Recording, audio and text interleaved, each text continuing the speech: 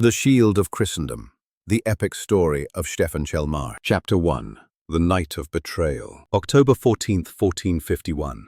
The feast hall at Reușeni glowed with firelight and echoed with laughter. Nobles raised their cups. Musicians played.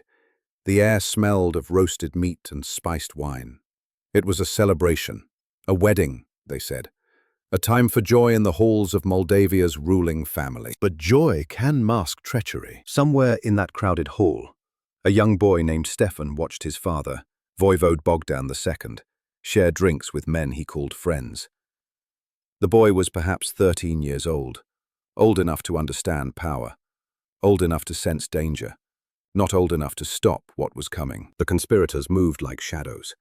They had waited for this moment, when guards were relaxed and wine had dulled the senses of good men. Petru Aron, Bogdan's own half-brother, Ștefan's uncle, had orchestrated it all. The boyar hosting this wedding was part of it. The trap had been set weeks ago. It happened fast. Steel flashed in the firelight. Shouts erupted. Tables overturned. Bogdan II, Prince of Moldavia, fought back, but he was surrounded. They overwhelmed him. They dragged him outside into the October darkness, and there, under the cold stars, Petru Aron ordered his half-brother beheaded. Young Ștefan barely escaped with his life. Hands grabbed him, loyal servants perhaps, or guards who had not betrayed their oath, and pulled him through back corridors, through servants' quarters, into the night. Behind him, his father's blood was still warm on the ground. Everything he knew was gone in minutes. His father, his home, his future. The boy ran. He ran through forests he barely recognized, his heart hammering, his mind unable to process what he had just witnessed. Petru Aron now held the throne, and anyone loyal to Bogdan II was marked for death. This was how legends begin.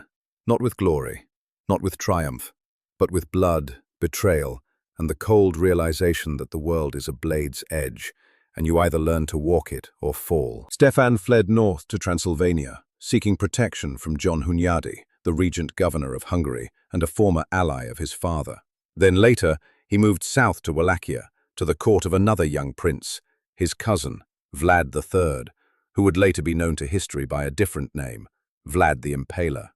Vlad Tepes, Dracula, two boys, both orphaned by betrayal, both princes without thrones, both forged in exile. For 6 years, Ștefan lived in the shadows of other men's kingdoms. 6 years of exile, 6 years of watching, 6 years of learning, 6 years of becoming something harder, colder, sharper than the boy who fled Reușeni. And in those 6 years, one truth burned in his mind like a torch that would never go out. One day, he would return. One day, he would take back what was stolen. One day, Petru Aron would answer for what he had done. That day was coming. Chapter 2. Bloodlines and Shadows. Ștefan was born around 1438 in Borzești, a small settlement in the forests of Bacău County, Moldavia. His father was Bogdan II, a prince who had fought his way to power in the brutal succession wars that followed the death of Alexandru cel Bun, Alexander the Good, in 1432. His mother was Maria Olteia, possibly connected to the ruling families of Wallachia. He had 3 brothers, Joachim, Ioan, and Crastia, and 2 sisters, Maria and Soraya, a large family, a princely family, but one that existed in constant danger. Moldavia in the 15th century was not a land of peace. It was a crossroads, a battleground, a prize coveted by every great power in Eastern Europe. To the west lay Hungary, ruled by ambitious kings who believed Moldavia should be their vassal. To the north, Poland, which claimed suzerainty over the principality and wanted obedience. And to the south and east, the Ottoman Empire, an unstoppable force that had already swallowed the Balkans and stood at the gates of Europe, hungry for more. Moldavia was small, poor, sandwiched between empires, but it was also strategic. It controlled trade routes. It held key fortresses on the Danube and the Black Sea coast. It was a shield, whether it wanted to be or not, between the Ottoman tide and Christian Europe. The ruling family, the House of Mușat, had held power since the principality's founding in the mid-14th century. But holding power in Moldavia meant fighting for it constantly. Succession was rarely peaceful. Brothers killed brothers, uncles murdered nephews. Boyars, the noble class, plotted and schemed, playing one claimant against another, weakening the throne for their own gain. Ștefan's early years were shaped by this violence. He learned to read and write, possibly at the Zograf monastery on Mount Athos, where many Moldavian princes sent their sons for education. He learned Greek. He learned Christian theology. He learned that faith could be a foundation when everything else crumbled. But more than books, he learned war. By 1450, when his father, Bogdan II, finally secured the throne with John Hunyadi's support, young Ștefan was already being groomed as heir. He appeared in official documents. He was styled as voivode alongside his father. He attended councils. He watched how his father negotiated with Hunyadi, how he balanced power, how he kept the boyars in check. And then, in October 1451, it all collapsed. The murder at Reușeni was not random violence. It was calculated. Petru Aron had support from Poland. The conspiracy was deep. The boyars had grown tired of Bogdan II's reforms, his attempts to centralize power and reduce their influence. They wanted a weaker prince, a puppet. Ștefan understood this. Even at 13, he understood. This was not just about his father's death. It was about whether Moldavia would be strong or weak, whether it would be free or enslaved. Exile taught him the rest. Chapter 3. Exile and Awakening. Transylvania was cold, not just in weather, but in spirit. Ștefan arrived at John Hunyadi's court as a refugee, a boy with no army, no throne, no future, except what he could carve out with his own hands. Hunyadi was sympathetic. Bogdan II had been his ally. But sympathy does not win thrones. Hunyadi had his own wars to fight, his own concerns. Ștefan was another displaced prince in a region full of them. But he was not idle. In Transylvania, Ștefan learned the art of war as practiced in Central and Western Europe. Hunyadi was one of the great military commanders of the age, a man who had fought the Ottomans at Varna and Belgrade, who understood siege warfare, cavalry tactics, artillery deployment. Ștefan absorbed everything. He studied how Hunyadi organized his armies, how he fortified positions, how he used terrain, how he managed logistics. He learned that battles are won before they're fought, that preparation is everything, that discipline matters more than numbers. But Transylvania was not home, and Hunyadi, for all his power, could not give Ștefan what he needed most, an army to reclaim Moldavia. So Ștefan moved again. He traveled south to Wallachia, to the court of Vlad III Tepes, his cousin, another prince who had recently seized power through violence. Vlad had his own history of exile and betrayal. His father, Vlad II Dracul, had been murdered. His older brother, Mircea, had been tortured and buried alive. Vlad himself had been held hostage by the Ottomans as a child, learning their language, their tactics, their cruelty. The two young men understood each other. They were mirrors. Both had lost fathers. Both had been betrayed by men they should have trusted. Both had learned that mercy was a luxury princes could not afford. And both wanted revenge. For 6 years, Ștefan lived in this shadow world. He was no longer a child. By 16, 17, 18 years old, he was a warrior in training. He fought alongside Vlad's forces.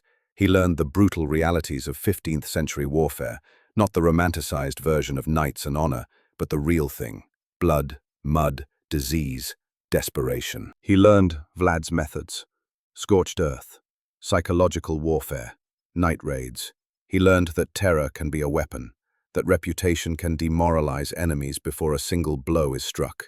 He did not become Vlad.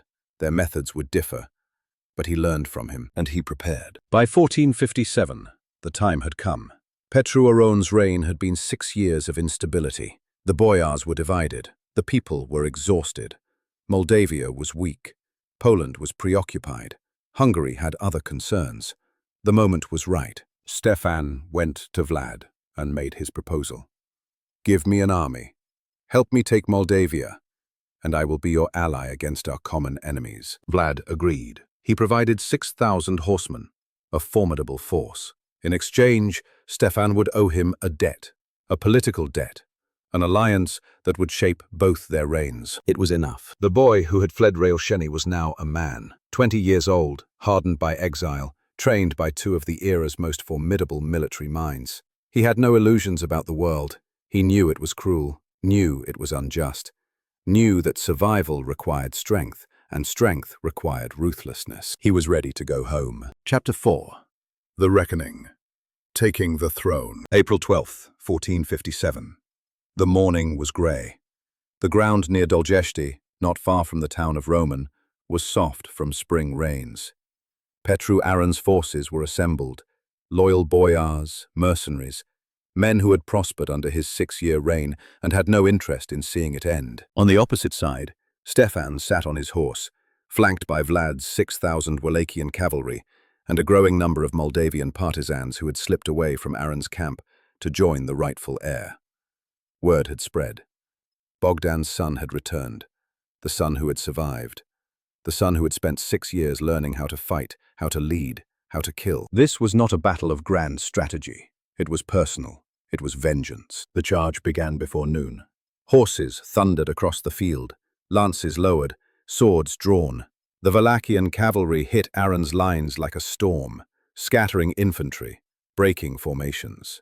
Ștefan was in the thick of it, no longer a boy watching his father die, but a voivode, leading his men into battle. Petru Aron's forces broke. Some fled, others surrendered. Aron himself escaped, barely, retreating toward Poland where he hoped King Casimir would protect him. The battle was decisive. By nightfall, Ștefan controlled the field. By the next week, he controlled the capital. On April 12, 1457, Teoctist I, the Metropolitan of Moldavia, anointed Ștefan as prince in a ceremony that re-established the legitimacy of the Mușat line. Ștefan III, voivode of Moldavia, 20 years old. Finally, home. But the throne was not secure yet. Ștefan's first actions were calculated and brutal. He understood that to rule Moldavia, he had to break the power structure that had allowed his father's murder. The boyars who had conspired with Petru Aron, who had profited from betrayal, could not be allowed to survive. Mercy would be interpreted as weakness, and weakness would invite another coup. Before the end of 1457, Ștefan had captured and executed 20 boyars and 40 other landowners who had supported Aron or remained neutral during the succession crisis. He did not torture them. He did not make a spectacle. He simply removed them from power permanently. It was ruthless. It was necessary. And it sent a message. This voivode would not be controlled. This voivode would not be undermined. This voivode would crush any threat to Moldavia's stability. The boyar class learned quickly. Those who remained understood that Ștefan's rule would be different. He would not tolerate anarchy. He would not allow the nobility to weaken the throne. He would centralize power in his own hands and use it to defend the principality. The people, exhausted by years of civil war, welcomed this. Ștefan was strong. Ștefan was decisive. Ștefan was the son of Bogdan II, come home to restore order. But Ștefan knew that securing the throne internally was only the beginning. Moldavia's real threats were external. Hungary still claimed suzerainty. Poland still wanted obedience. The Ottomans were consolidating power in Wallachia and eyeing the Moldavian fortresses on the Black Sea coast. The wars were just beginning, and Ștefan was ready. Chapter 5. Building the Bulwark. A throne means nothing if you cannot defend it. Ștefan understood this from his first day as voivode. Moldavia was surrounded. Its borders were long, its fortresses outdated, its military organization chaotic. If he wanted to preserve Moldavian independence, he needed to transform the principality into a fortress. He started with the military. The Moldavian army had always relied on a feudal system. Boyars raised their own men, mercenaries were hired when needed, and peasants were occasionally conscripted. This created an unreliable force with divided loyalties. Ștefan changed it. He established a standing army, approximately 10,000 to 15,000 professional soldiers, paid by the state, loyal to the voivode, not to individual boyars. These men were trained year-round. They drilled constantly. They learned discipline. They became the core of Moldavia's military power. This standing army included several elite units, the Vitegi, the brave ones, heavy cavalry, nobles and professional warriors equipped with the best armor and weapons, the Curteni, another cavalry unit, bodyguards and shock troops, the Kalarashi, light cavalry used for reconnaissance and raiding, But Stefan knew that 10,000 men, no matter how well trained, could not stop the massive armies of Hungary, Poland, or the Ottoman Empire. So he created the Oastia Mare, the Great Army. This was a universal conscription system. Every able-bodied free man over the age of 14 could be called to serve when Moldavia was invaded. Peasants brought their own weapons, maces, bows, pikes, whatever they could afford. They were not professional soldiers, but they were numerous, motivated, and fighting for their homes. At full mobilization, Stefan could field an army of 40,000 men. Not as large as his enemies, but large enough to matter. He also invested in artillery, 20 cannons at Vaslui, more at other fortifications. Firearms were still relatively new in Eastern Europe, but Stefan understood their potential. He hired gunsmiths, he imported powder, he trained crews. Then he turned to the fortresses. Moldavia's strategic defense depended on a network of strongholds that controlled key routes and river crossings. Many had been built during the reign of Alexandru cel Bun decades earlier, but they had fallen into disrepair during the succession wars. Stefan rebuilt them all. Hotin, Kotin, on the Dniester River, guarding the northern frontier against Poland and Tatar raids. Suceava, the capital's fortress, the heart of Moldavian power. Neamț, perhaps the strongest fortress in Moldavia, nearly impregnable, perched on a hill surrounded by forest. Chilia, a port fortress at the mouth of the Danube, controlling Black Sea trade routes. Cetatea Alba, Ackerman, another Black Sea port, vital for commerce and military supply lines. Soroca, on the Dniester, protecting trade routes. Tigina, built during Stefan's reign to strengthen the southeastern frontier. These fortresses were not just military installations, they were administrative centers. Stefan appointed pakalabi, commanders who also served as judges, tax collectors, and governors. This centralized power in his hands and created a network of loyal officials who owed their positions to the voivode, not to the boyars. Stefan also reformed the economy. He strengthened the free peasantry, yeomen who owned their own land and paid taxes directly to the state. This created a stable tax base and reduced the power of the boyars, who could no longer control peasants as easily. He encouraged merchants, signed trade agreements, and made Moldavia a profitable place to do business. All of this required money. War is expensive. Fortifications are expensive. Standing armies are expensive. Stefan raised taxes, but he spent the money wisely. Moldavia's treasury was used for defense, not luxury, and he developed a diplomatic strategy that would define his entire reign. Never fight on two fronts. Stefan understood that Moldavia could not survive if attacked simultaneously by multiple enemies, so he played them against each other. He made temporary alliances with Hungary to counter Poland. He made deals with Poland to check Hungary. He even paid tribute to the Ottomans when necessary to buy time. This was not weakness. This was survival. Stefan was pragmatic. He would negotiate when negotiations served Moldavia's interests. He would betray allies when they threatened Moldavia. He would pay tribute when it brought him peace to prepare for the next war. But he would never surrender. Never accept vassalage. Never let Moldavia be absorbed into someone else's empire. By 1462, Stefan had transformed Moldavia. The fortresses were strong, the army was ready, the economy was stable, the boyars were under control, the people trusted him. Now, it was time to face his enemies. Chapter 6. The Chilia Gambit and Bayer's Fire. 1462 winter. The Danube River was cold and dark. Chilia Fortress, a strategic port at the mouth of the Great River, had been under Hungarian control for years, though historically, it belonged to Moldavia. The fortress controlled trade, controlled river traffic, controlled access to the Black Sea. Stefan wanted it back. He launched a winter campaign, unexpected, fast, brutal. The Hungarian garrison was not prepared for an attack in the dead of winter. Stefan's forces surrounded the fortress, bombarded it with artillery, and stormed the walls. After 2 days of fighting, the garrison surrendered on January 25th or 26th, 1462. Chilia was Moldavian again. This was a major victory. It secured Moldavia's access to the Black Sea. It demonstrated Stefan's strength. It showed that he would not accept the territorial losses of previous weak rulers, but it also made enemies. Matthias Corvinus, king of Hungary, was furious. He had supported Bogdan II years ago, but now Stefan had seized a Hungarian-held fortress without permission. This could not stand. Moreover, Stefan had supported a Transylvanian uprising in 1467, probably trying to find and kill Petru Aron, who was still hiding somewhere in Hungarian-controlled territory. Corvinus decided to teach Stefan a lesson. In October 1467, the Hungarian king assembled a massive army. Estimates range from 30,000 to 40,000 men, many of them Transylvanian knights and experienced soldiers. They brought 500 cannons and heavy siege equipment. This was not a raid. This was a full invasion meant to crush Moldavia and install a puppet ruler, either Petru Aron or someone else loyal to Hungary. The Hungarians crossed the Carpathian passes near Bacău in early November. They met some Moldavian resistance at the Trotus River, but pushed through.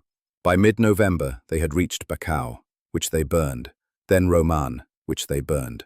They killed indiscriminately, civilians, men, women, children. This was psychological warfare. Submit or be destroyed. Stefan did not submit. He evacuated the population ahead of the Hungarian advance, denying them supplies. He harassed their flanks with light cavalry. He let them march deeper into Moldavia, stretching their supply lines, exhausting them. By early December, the Hungarians reached Baia, the old capital of Moldavia. Corvinus decided to rest there. The town had some fortifications, and his men needed to recover from weeks of marching and fighting. He ordered the town fortified with ramparts, ditches, and a ring of wagons. Guards were posted. The army settled in. Corvinus thought he was safe. He was wrong. On the night of December 15th, 1467, Stefan launched his attack. It began with fire. Moldavian detachments slipped into the town from 3 directions and set buildings ablaze. The dry wood caught quickly. Flames leaped into the night sky. Smoke filled the streets. Panic spread. Then Stefan's main force attacked. His men dismounted. This was urban combat, not a cavalry charge. They poured through the gates and into the streets, fighting house to house, alley by alley. The fire turned night into day. Hungarians stumbled out of burning buildings, disoriented, choking on smoke, unable to form organized resistance. Stefan's troops butchered them. The fighting continued until dawn. The chronicles say the night was lit as bright as day. The streets ran red. Corvinus himself was in the thick of it. He and his royal guard, 200 heavily armored knights, held the market square, desperately trying to rally their forces. But the Moldavians kept coming. In the chaos, Corvinus was hit by 3 arrows and wounded by a lance thrust. His men barely managed to pull him out of the battle and onto a stretcher. By morning, the Hungarians had escaped the town, but at enormous cost. Thousands dead. The king himself wounded. Their cannons and siege equipment abandoned or buried. The invasion had failed. Corvinus retreated back to Transylvania, where he spent months recovering. He would later claim victory. His court poets wrote about how he bravely fought off the Moldavians and captured battle flags. But the truth was clear. Stefan had defeated the Hungarian king. Moldavia remained independent, and Corvinus never invaded Moldavia again. Stefan had sent a message to all his neighbors. Moldavia would not be conquered. Its voivode would not be intimidated. Attack at your peril. But the greatest test was still to come. Chapter 7. The Wallachian Shadow War. Wallachia was a thorn in Stefan's side. The principality lay directly between Moldavia and the Ottoman Empire, and whoever controlled Wallachia controlled whether the Ottomans could easily invade Moldova. For decades, Wallachia had been a battleground for influence, with the Ottomans increasingly dominating it through puppet rulers. Stefan understood that he could not secure Moldavia without a friendly Wallachia, so he intervened. Again, and again, and again. The pattern repeated throughout his reign. Stefan would invade Wallachia, defeat the pro-Ottoman prince, install his own candidate, and retreat. Then the Ottomans would counter-invade, restore their puppet, and Stefan would have to do it all over again. It was exhausting, it was expensive, and it rarely worked for long. In 1471, Stefan launched a major campaign into Wallachia. The reigning prince, Radu the Handsome, Vlad Tepes's younger brother and a former Ottoman hostage who had converted to Islam, was firmly in the Ottoman camp. Ștefan could not tolerate this. He invaded with a large force, marched on Bucharest, and defeated Radu at the Battle of Râmnicu Sărat, a 3-day fight from November 18th to 20th, 1471. Ștefan's forces captured the capital and installed Basarab Laiota, the Old, a prince Ștefan believed he could trust. But Basarab quickly realized that Ștefan's protection was worth less than Ottoman favor. By the end of the year, Radu was back with Ottoman support, and Basarab had fled. Ștefan tried again in 1473. He invaded, defeated the Wallachian forces, restored Basarab, and left. Basarab stayed in power this time, for a while. But 2 years later, during the massive Ottoman invasion of Moldavia in 1476, Basarab betrayed Ștefan and allied with the Ottomans. This cycle, invasion, victory, installation, betrayal, defined Ștefan's relationship with Wallachia. He fought more wars in Wallachia than against any other enemy. He won most of those battles, but he could never secure lasting control because the Ottomans were too powerful, too close, and too determined to keep Wallachia as their vassal. And yet, Ștefan kept trying, because every pro-Ottoman prince in Wallachia was a knife pointed at Moldavia's heart. Every Ottoman garrison in Wallachia was a forward base for invasion. Ștefan could not afford to let Wallachia fall completely under Ottoman control, even if he could not permanently reverse it. It was a shadow war, constant, frustrating, inconclusive. But Ștefan fought it anyway because he had no choice. And in 1476, when Vlad Tepes made his final attempt to reclaim the Wallachian throne, Ștefan supported him. He gave Vlad 200 loyal knights as bodyguards and helped him invade. For a brief moment, the two cousins, now middle-aged men, both scarred by decades of war, fought side by side again, as they had in their youth. Vlad reclaimed the throne in November 1476, but by December he was dead, killed in battle near Bucharest, his small army overwhelmed by Basarab Laiuta's return with Ottoman backing. Ștefan mourned, not just for his cousin, but for what Wallachia represented, a lost cause, a principality that had once been free, now permanently enslaved. A warning of what would happen to Moldavia if Ștefan ever failed. He would not fail. Chapter 8. Vaslui, the Triumph of Faith. 1473.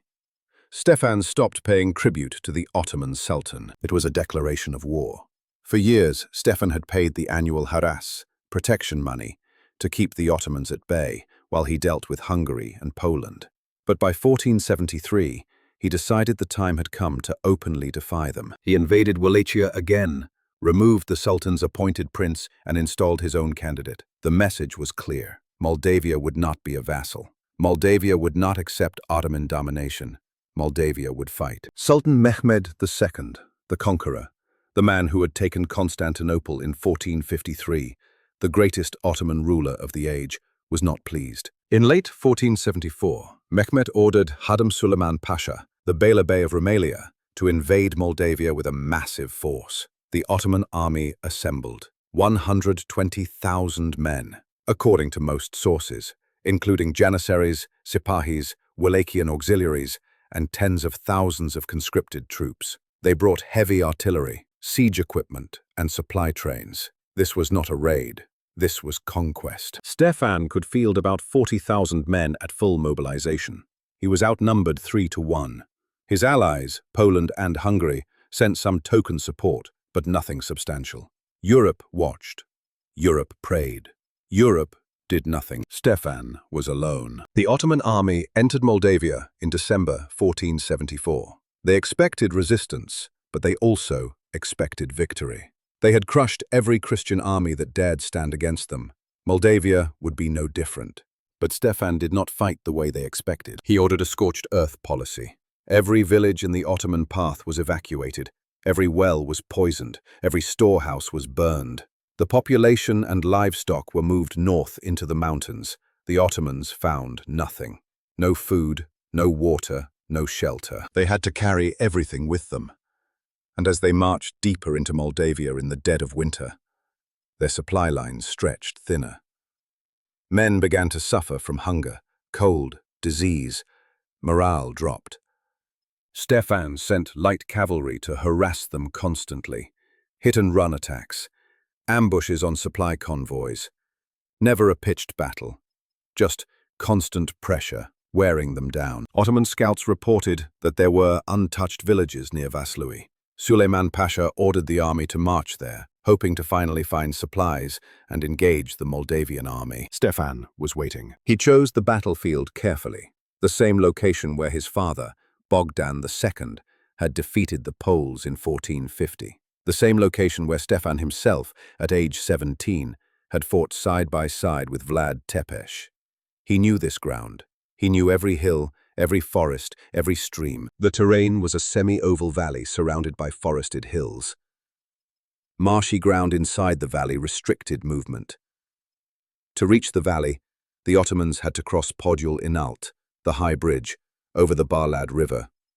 The bridge was narrow, wooden, unsuitable for large-scale troop movements. Süleyman Pasha was confident. He had 120,000 men. What did terrain matter? On the morning of January 10th, 1475, a dark, cold, misty Tuesday, the battle began. The weather worked in Ștefan's favor. A dense fog covered the valley. Visibility was almost zero. The Ottomans advanced blindly, stumbling through marsh, unable to see the Moldavian positions on the surrounding hills. Ștefan had positioned his artillery on the flanks. 20 cannons. Not many, but enough. The Ottomans attacked. The first wave plunged into the valley, searching for the Moldavian army. For a moment, even Ștefan's own men felt panic. The sheer size of the Ottoman force was overwhelming. Some Moldavians began to waver. Then the cannons opened fire. The blasts echoed across the valley. Cannonballs tore through Ottoman ranks, invisible in the fog, striking from all sides. Panic spread. The Ottomans believed they were surrounded. Ștefan launched a flanking counterattack. His cavalry charged down from the hills, smashing into the Ottoman flanks. The Moldavian infantry followed, crashing into disorganized Ottoman units that were already retreating in confusion. The Ottomans broke. What followed was not a battle. It was a massacre. The Ottomans fled in every direction, but the Moldavians pursued them relentlessly. The fighting lasted 3 days as Ștefan's forces hunted down the survivors, cutting them down in the forests, drowning them in rivers, capturing thousands. When it was over, the Ottoman casualties were staggering. Venetian and Polish sources report more than 40,000 dead. Mara Branković, the former wife of Sultan Murad II, told a Venetian envoy that it was the worst defeat the Ottomans had ever suffered. Ștefan had annihilated an army 3 times his size. Europe was stunned. Pope Sixtus IV sent Ștefan a letter praising him as Veros Christianae Fidei Athleta, the true champion of Christian faith. He bestowed upon Ștefan the title Athleta Christi, champion of Christ. Ștefan's letter to the Christian rulers of Europe was humble. We have defeated the unfaithful emperor of the Turks. Now we need your help to finish the work. But no help came. Hungary was preoccupied. Poland was indifferent. Venice was negotiating with the Ottomans. The Pope sent praise, not soldiers. Ștefan was alone, as always. According to Polish chronicler Jan Długosz, Ștefan did not celebrate his victory. Instead, he fasted for 40 days on bread and water. He forbade anyone to attribute the victory to him. All glory, he insisted, belonged to God. He built the Voroneț monastery in 1488 to commemorate the victory. A church painted in the vivid azure blue that would become world famous, depicting the Last Judgment on its western wall. A reminder that earthly battles are temporary, spiritual battles are eternal. But Ștefan knew the Ottomans would return. Victory at Vaslui had humiliated Mehmed II, and the Sultan never forgot a defeat. Chapter 9. Valia Alba, the darkest hour. Mehmed II was not a man who accepted defeat. The disaster at Vaslui had wounded his pride, damaged his reputation, and encouraged other rebellions across the Ottoman Empire. It had to be avenged. In the spring of 1476, the Sultan assembled a force unlike anything Ștefan had ever faced. Estimates vary. Some sources say 90,000 men, others claim 150,000. Modern historians believe it was around 30,000 elite troops, plus tens of thousands of auxiliary forces and levies. Whatever the exact number, it was massive, and this time, Mehmed II led them personally. At the same time, Crimean Tatar forces, Ottoman allies, invaded from the northeast, attacking Bessarabia and capturing Ackerman, gaining control of the southern Danube. Stefan's forces were divided, trying to repel the Tatars while preparing for the Sultan's main assault. Stefan appealed to Poland and Hungary for help. He reminded them that he had just saved Christian Europe at Vaslui. He begged for reinforcements. None came. Or at least not nearly enough. A handful of Polish and Hungarian knights volunteered, but no official support. Stefan was once again on his own. By June, the Ottoman army had crossed the Danube and was advancing up the Siret Valley towards Suceava, the capital. Stefan had only 10,000 to 12,000 men to face them. He was outnumbered 10 to 1, possibly more. He knew he could not win a pitched battle, so he fell back on the tactics that had worked before: scorched earth, harassment, fortress defense. He strengthened Suceava and Neampse. He sent part of his army to drive the Tatars back. He evacuated the civilian population. But Mehmed was not Suleiman Pasha. The Sultan was patient. He was experienced. He was determined. On July 26, 1476, Stefan attacked the Ottoman vanguard near Valia Alba, the White Valley, also known as Razboyeni. He inflicted heavy casualties on the Ottomans' forward units. But then the main Ottoman army arrived, and Stefan was forced to retreat to a fortified camp. The next day, July 26th, the full battle began. Stefan tried the same tactic that had worked at Vaslui. He lured the Ottoman forces into a forest and set it on fire, causing casualties and confusion. His men fired from cover, repelling wave after wave of Janissary assaults, but the Ottomans kept coming.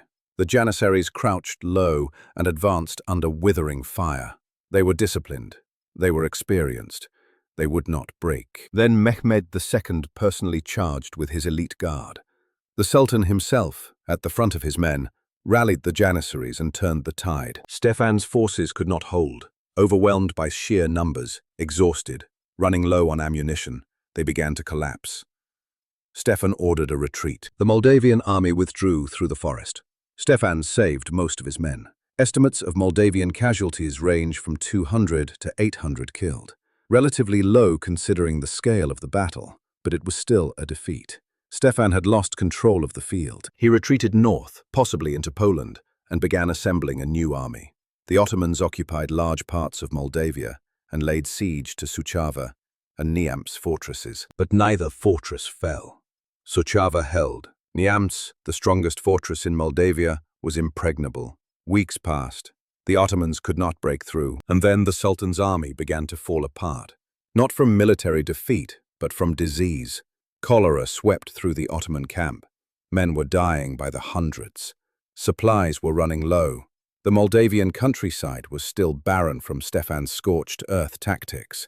There was no food, no water. Meanwhile, Stefan's forces had regrouped. They constantly harassed the Ottomans with small-scale attacks. Every supply convoy was ambushed. Every foraging party was hunted. The Ottomans could not rest. By August, Mehmed II had had enough. He ordered a retreat. His army, weakened by disease and harassment, began the long march back to the Danube. Many died crossing the river. Many more died on the way home. The Sultan returned to Istanbul without conquering anything. Byzantine historian George Francis wrote that Mehmed had suffered more defeats than victories during the invasion of Moldavia. It was a strange outcome. Stefan had lost the battle, but won the war. Valia Alba was his worst defeat, but it did not break him. The fortresses held, the people endured, and the Ottomans, despite their overwhelming force, failed to subjugate Moldavia. Folk legends claim that Stefan's mother, Maria Oltea, found him during the retreat and shamed him into returning to fight, saying he should either come back victorious or not come back at all. Another story says a local woman named Tudora Baba Vranciwaya rallied her 7 sons and led a counterattack at Odebeshti, striking the Ottomans' flank. Whether these legends are true or embellished, they capture something real. Stefan's refusal to surrender, his determination, his belief that Moldavia was worth defending, no matter the cost. But the cost was high, and it would only get higher. Chapter 10. The Endless Wars. 1476 to 1497 was a period of unrelenting struggle. Stefan was no longer the young prince who had won at Vaslui. He was middle-aged now, in his 40s, scarred by decades of war. His leg had been wounded during the 1462 siege of Chilia and never fully healed. Other injuries accumulated. He developed gout, which gradually crippled his hands and legs. But he could not stop. The wars never ended. In 1484, the Ottomans returned. This time, they did not invade the Moldavian heartland. Instead, they focused on the Black Sea ports. Sultan Bayezid II, Mehmed's successor, besieged Chilia and Cetatea Alba with overwhelming force. Stefan tried to relieve the fortresses, but he could not match the Ottoman numbers. After months of siege, both fortresses fell. Moldavia lost its access to the Black Sea. It became landlocked. Trade revenues plummeted. The loss was devastating. Economically, strategically, psychologically. Stefan appealed to Europe again. He reminded them that he had saved Christendom at Vaslui. He begged for an alliance, for troops, for anything. The response was pathetic. A few nights, some diplomatic letters, empty promises. Stefan was furious, but he was also pragmatic. If Europe would not help him, he would make his own arrangements. In 1486, he began paying tribute to the Ottomans again, not because he had surrendered, not because he accepted vassalage, but because he needed time to recover, rebuild, and prepare for the next war. The tribute bought him that time. The Ottomans, satisfied that Moldavia was contained, focused on other fronts. Stefan used the respite to strengthen his fortresses, replenish his treasury, and negotiate with Poland and Hungary. In 1490, he built another monastery, the Church of St. John the Baptist, to commemorate his continued survival. It was not a victory monument, it was a prayer for endurance. The Tatar raids continued throughout this period. The Crimean Khanate, allied with the Ottomans, launched attacks into Moldavian territory every few years. Stefan repelled most of them, but they were exhausting. They drained resources. They kept the army constantly mobilized. And then Poland turned on him. Chapter 11. The Kodry Kosminalui against Poland. King Casimir IV of Poland had been Stefan's nominal suzerain since 1459. Stefan had acknowledged Polish overlordship as a diplomatic necessity, but he had never really obeyed. He fought his own wars, made his own alliances, and acted as an independent prince. Casimir tolerated this because Stefan was useful, a buffer against the Ottomans, a counterweight to Hungary. But when Casimir died in 1492, and his son, John I Albert, became king, the relationship changed. John Albert wanted Moldavia to be a real vassal, not a symbolic one. He wanted control of the Black Sea ports, Chilia and Cetatea Alba, which were now in Ottoman hands. He believed he could conquer them, and that Stefan should help him do it. Stefan disagreed. He knew that attacking the Ottomans directly would provoke another massive invasion. He had spent years carefully managing his relationship with the Sultan, paying tribute, avoiding provocations. John Albert's plan would destroy all that. But John Albert was determined.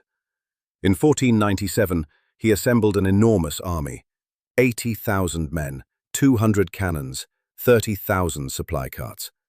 It was one of the largest Polish military expeditions of the century, and instead of marching south to attack the Ottomans, he marched east into Moldavia. His plan, apparently, was to depose Stefan, install his younger brother Sigismund as Prince of Moldavia, and then use Moldavian resources to attack the Ottomans. Stefan, of course, was not consulted about this plan. The Polish army crossed into Moldavia at Hotin in the summer of 1497.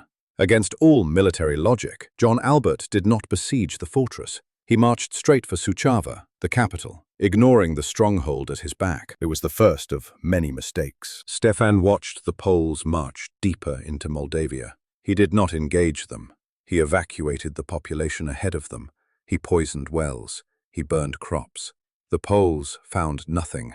Their supply lines stretched back to Poland, but Stefan's light cavalry harassed the convoys constantly. Food ran low. Disease spread. By late September, the Polish army reached Suceava. John Albert ordered a siege. For 3 weeks, September 26th to October 16th, the Poles bombarded the fortress with their heavy artillery. The walls shook. Buildings collapsed inside the city. But the fortress did not fall. Stefan's garrison held. They fired back with their own cannons. They repelled every assault, And every day the Poles stayed, they grew weaker from hunger and disease. By mid-October, John Albert realized the siege was hopeless. Winter was coming. His army was starving. He had no choice but to retreat. Stefan offered him safe passage. He agreed to let the Poles leave Moldavia on the same route they had entered, with a promise not to pillage on their way out. John Albert agreed, but he broke the promise. On October 19th, as the Poles began their retreat, they took a different route, probably trying to plunder villages to feed their starving men. Stefan had warned them. Now he acted. On October 26, 1497, the Polish army was marching through the Kodry Kosminului, the Kosmin forest, a dense woodland with narrow roads. Stefan ambushed them. The forest was perfect terrain for the defenders. The Poles could not deploy their heavy cavalry. Their cannons were useless. Their huge army was compressed into narrow columns, unable to maneuver. Stefan's forces attacked from all sides. The battle lasted 3 days. The Poles were slaughtered. Men fled in panic, abandoning their weapons, their supplies, their wounded. The Moldavians pursued them relentlessly. On October 29th, a Polish relief force trying to reach John Albert was intercepted at Lęześć and completely annihilated. 5,000 Polish soldiers died. By the time the remnants of John Albert's army staggered back into Poland, they had lost tens of thousands of men. The king himself barely escaped with his life. Poland was traumatized. John Albert, fearing an Ottoman counterattack after his humiliating defeat, ordered the construction of the Krakow Barbican, massive fortifications around Krakow to defend against a siege that never came. In the spring of 1498, the Ottomans and Tatars, with Stefan's tacit approval, invaded southeastern Poland. They ransacked Red Ruthenia and Podolia. They captured 100,000 people. They reached as far as Przeworsk. Poland could not respond. Their army was shattered. Stefan had defeated the largest Polish military expedition in a generation. He had destroyed an 80,000-strong army with scorched earth tactics and forest ambushes. And he had reminded Europe that Moldavia could not be conquered. But victory came at a cost. Stefan was now an enemy of Poland. His diplomatic options were shrinking, and he was exhausted. Chapter 12. The Buildator of Sanctuaries. Amid all the wars, all the bloodshed, all the endless campaigns, Stefan built. Not just fortresses, not just walls. He built churches, monasteries, houses of God. The tradition says he built one church for every battle he won. Modern historians know this is not accurate. He fought 36 battles, and the documented churches number around 21 to 40, depending on which sources you trust. But the sentiment is true. Stefan believed that his victories were gifts from God, and he repaid those gifts with sacred architecture. Putna Monastery was the first and most important, built between 1466 and 1470 to commemorate the capture of Chilia. It became the central religious monument of Stefan's reign. It housed a scriptorium where monks copied manuscripts. It served as a place of pilgrimage, and it would eventually become Stefan's tomb, the place where he chose to be buried, surrounded by the prayers of monks, under the gaze of icons, in the heart of the land he had spent his life defending. Voroneț Monastery was built in 1488, 13 years after the Battle of Vaslui. It was constructed in just 3 months and 3 weeks, a remarkable feat. The church was dedicated to St. George, the bringer of victory in battle. But what made Voroneț famous was not the speed of its construction. It was the color. The exterior frescoes were painted in 1547, after Stefan's death, but they used a pigment that would become world famous, Voroneț blue. A vibrant, vivid azure created from lapis lazuli and other ingredients mixed in a formula that has never been successfully replicated. Even today, more than 500 years later, scientists analyze the paint and cannot determine the exact process used to create it. The western wall of Voroneț depicts the Last Judgment, a massive fresco showing angels rolling up the zodiac, humanity brought to judgment, St. Paul leading believers, Moses leading the damned. It is considered one of the finest examples of Byzantine religious art in the world. Mayam's Monastery, built in 1497, was called the Jerusalem of Romanian Orthodoxy by poet Mihai Eminescu. It was an ancient site, first documented in 1407, but Stefan rebuilt it entirely. It became a center of learning, where monks wrote some of the most important religious and historical texts of the era. Sucevița, Moldovița, Humor, Arbore, Probota, Petroutsi. These monasteries and churches still stand today. 8 of them are UNESCO World Heritage Sites, recognized as masterpieces of late medieval architecture and art. Stefan did not build them for fame. He built them for salvation. He was a warrior. He killed men. Thousands of men. He ordered executions. He burned villages. He waged scorched earth campaigns that left entire regions barren. He knew what he was. He knew his soul was stained. The churches were his penance, his hope, his prayer that God would judge him not by the violence he inflicted, but by the faith he defended. And perhaps they were also monuments to the men who died under his command. The Moldavian soldiers who fell at Valea Alba, the peasants who starved during the scorched earth campaigns, the families torn apart by decades of war. The churches were their memorials too. Stefan was a complex man, brutal and devout, ruthless and humble, a killer and a builder. He contained contradictions because the world demanded it. To defend Moldavia, he had to be hard as iron. To save his soul, he had to be soft as prayer. The monasteries still stand. The frescoes still shine. The prayers continue. 500 years later, Stefan's churches endure. The battles are history. The faith is eternal. Chapter 13. The Final Years. Aging Lion. By the late 1490s, Stefan was slowing down. The gout that had plagued him for years was worsening. His hands were nearly useless. His legs barely carried him. The leg wound from the 1462 siege of Chilia, inflicted by a Turkish arrow, never healed properly and caused him constant pain. Decades of war had left him with injuries that no amount of willpower could overcome. In 1498, power in Moldavia quietly began shifting. A group of trusted boyars and administrators, Luca Arbore, Ioan Tautu, and others, started handling more of the day-to-day governance. Stefan's son, Bogdan III, who had been named co-ruler, began taking on more responsibilities. He conducted negotiations with Poland. He led some military campaigns. He prepared to inherit the throne. Stefan did not resist this. He was pragmatic. He knew his body was failing. Better to transition power gradually than to die suddenly and leave Moldavia vulnerable. In 1499, Moldavia signed a treaty with Poland that formally ended Polish suzerainty. After decades of nominal vassalage, Moldavia was officially independent. It was a diplomatic victory, achieved not through war, but through patient negotiation. Stefan had outlasted the kings who claimed to rule him. In 1500, Stefan stopped paying tribute to the Ottomans again. It was his last act of defiance. His health was failing, but his spirit was not. He launched raids into Ottoman territory. He tried, one final time, to recapture Chilia and Cetatea Alba. He failed. The Ottomans were too strong, the fortresses too well defended, Moldavia too weak after decades of war. In 1501, Stefan sent a delegation to Venice asking for a specialist doctor. The Venetians sent Matteo Muriano, a skilled physician who arrived in Suceava to treat the aging prince. Muriano stayed for 2 years, doing what he could to ease Stefan's pain, but there was no cure for old age, no cure for 4 decades of war wounds. In November 1503, King Vladislaus of Hungary wrote to the Doge of Venice, "The voivode of Moldavia is tormented by an old illness." It was not a secret. Everyone knew Stefan was dying. In early 1503, Hungary and the Ottoman Empire signed a new peace treaty that included Moldavia. Stefan had no choice but to accept it. He began paying tribute again. The endless cycle of defiance and pragmatism continued until the very end. Stefan survived Matteo Muriano, who died in Moldavia in late 1503.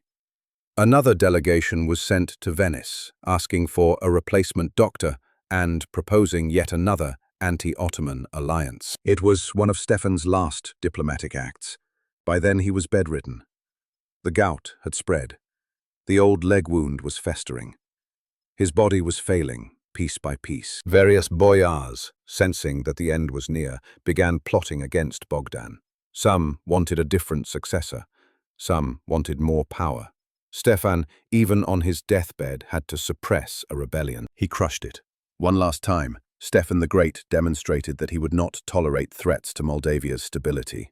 The traitor boyars were arrested and executed. Bogdan's succession was secured, and then there was nothing left to do but die. Chapter 14. The Last Dawn. June 30th, 1504. Suceava, the princely palace. Stefan lay in his chambers, surrounded by doctors, priests, and advisors. The pain in his leg had become unbearable. Decades ago, a Turkish arrow had struck him during the siege of Chilia. The wound had never fully healed.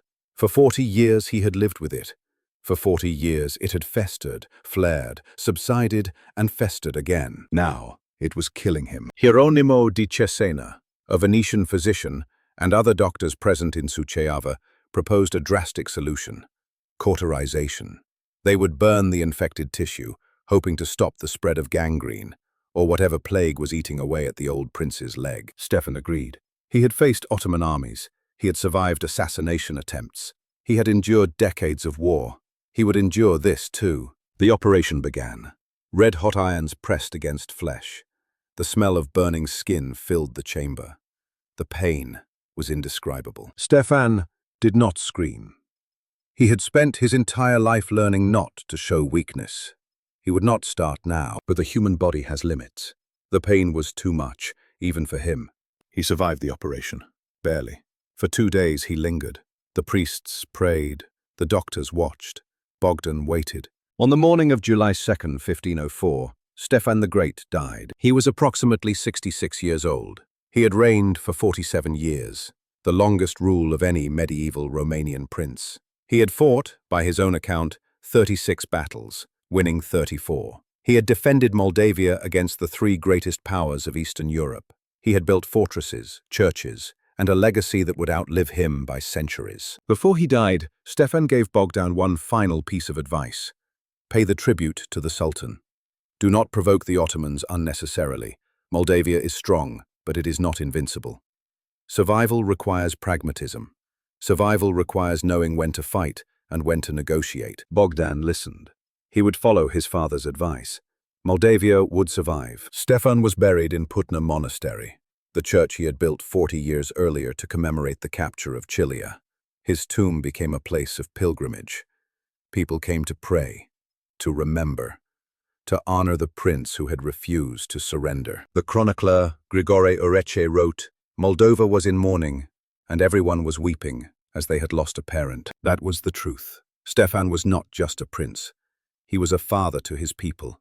Harsh, demanding, sometimes cruel, but always there, always fighting, always standing between Moldavia and destruction. Now he was gone, and Moldavia would have to learn how to survive without him. Chapter 15.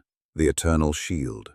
Legacy. The story of Stefan the Great did not end with his death. In many ways, it was just beginning. Over the next century, Moldavia would slowly lose its independence. The Ottomans would tighten their grip. By the 1530s, Moldavia was a vassal state, paying heavy tribute, accepting Ottoman-appointed princes. By the 17th century, Moldavia was effectively an Ottoman province, its autonomy gone, its freedom a memory. But the memory of Stefan remained. His reign became the Golden Age, the time when Moldavia was free, when one man held back empires, when faith and courage mattered more than numbers. In the 16th century, ballads about Stefan spread across Wallachia and Moldavia. People sang about his victories, his churches, his defiance. His portrait was displayed in royal courts. He was called Stefan the Great, even in his lifetime. But the title took on new weight after his death. He was no longer just a prince. He was a symbol. The monasteries he built stood as physical reminders of his legacy. Even as Moldavia fell under Ottoman control, even as the principality was partitioned and reorganized, the churches remained. Voroneț, Putna, Neamț, Suceava. The frescoes survived. The prayers continued. The memory endured. In the 19th century, as Romanian nationalism awakened, Stefan became a national hero. Historian Nicolae Balcescu argued that Stefan's reign was a crucial step toward Romanian unification.